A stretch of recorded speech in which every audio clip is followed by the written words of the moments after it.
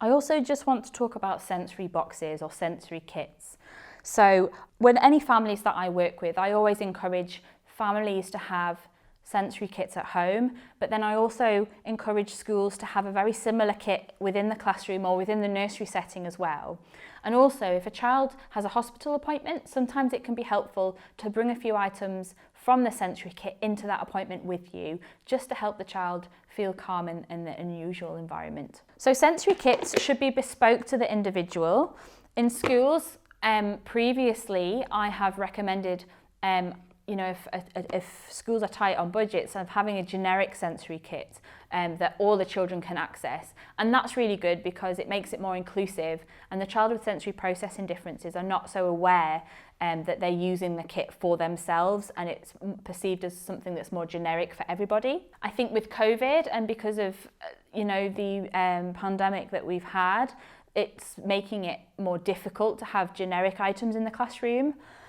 So for that reason, today we'll talk about having your own sensory kit. So you should work with the parent, or as a parent, you should communicate with teachers or nursery staff about what your child likes that is small and that is helpful for them, to help them to remain calm or might help them to concentrate. So some of the things that can be included are mainly tactile, but they normally meet some of the other sensory needs as well. So you could have textured balls that have spikes on. Some of them can be squishy, like this one, that children can squeeze, and it gives them a little bit of tactile and visual input, and they can actually feel the different temperatures too. And sometimes children like that. You might have children that seek out radiators or glass, like windows, because of the cool temperatures. So sometimes just that change in temperature can be quite calming for a child too. You can pick up all of these pieces of equipment from various stores and kind of bargain stores as well. They don't have to be purchased from specific sensory providers.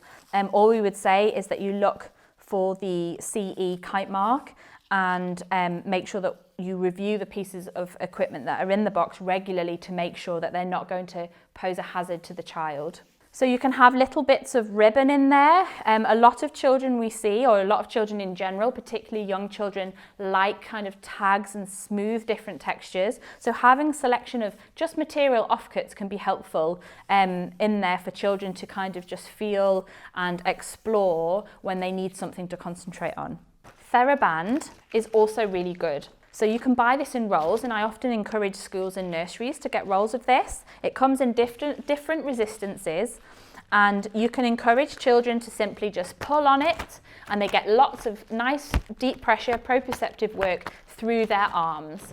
Or you can tie them to the two front legs of the chair, okay? So you create like a resistance band, which is what it is. You can tie them to the two front legs of the chair, and then you can encourage children to kick back and push it whilst they're in lesson and concentrating. And that's particularly good for those children that swing on their chairs. When children are swinging on their chairs or on their knees on their chairs, it's often because they're seeking that deep pressure and that proprioceptive input. So this provides a more suitable alternative. Another way of using the resistance band is to do work with an adult, for example. So they could do like almost like a little bit of tug of war. But again, you've just got to be really careful and looking for the wear and tear, noticing any signs of wear and tear, or that the material is deteriorating and you might need to replace it. You can have little fiddle toys in there.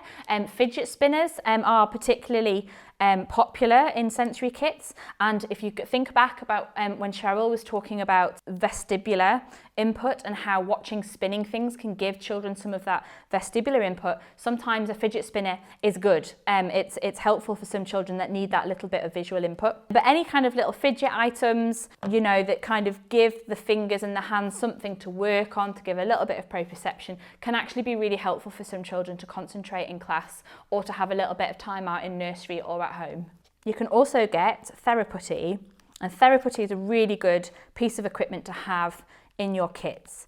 Now this should be single patient use only, so that if you have it for a child, it should just be used for that child only because you can't clean it.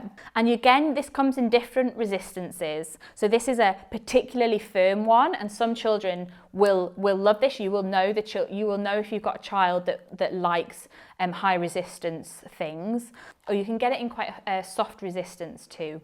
So these are really good for kind of just fidgeting with, so a child can sit and fidget with them and kind of really do some hard work with them. Or you can do other activities where you might hide dried peas in, or if you have a big pot, so they come in different sizes. If you had a really big pot of it, you can hide things in there, like maybe some small dinosaurs, for example, or Lego men, whatever they find motivating or they like, and you can encourage them to dig it out and to find the peas or to find the little figures, and that gives them that proprioception in a really fun, playful way. But it also works on hand strength as well, which we know is really helpful for fine motor development, and because a lot of children we see with sensory differences can be low tone, this is also helpful in kind of building up that hand strength and that muscle tone in the hands. And finally, in this kit, we have some bubbles. Okay, so bubbles are great. They target so many different areas of development, including sensory. So, from actively engaging in blowing the bubbles, the child is getting lots of oral motor proprioception. So they're having to work to blow the bubbles. They get that visual feedback of seeing the bubbles. They then have to track the bubbles as well. And some of the children might like to pop some of the bubbles or clap their hands. So you end up working on some bilateral integration work. There are some children that can't blow. That's not unusual when children have got sensory differences. Some children find it really difficult to learn how to blow or to suck things. So you can still have the bubbles in your kit. It might just be that you blow the bubbles for them, and then they are motivated to run after the bubbles, to pop them, or just to follow them with their eyes. It's still offering a sensory distraction to whatever was going on before that they might have been getting a little bit overstimulated by.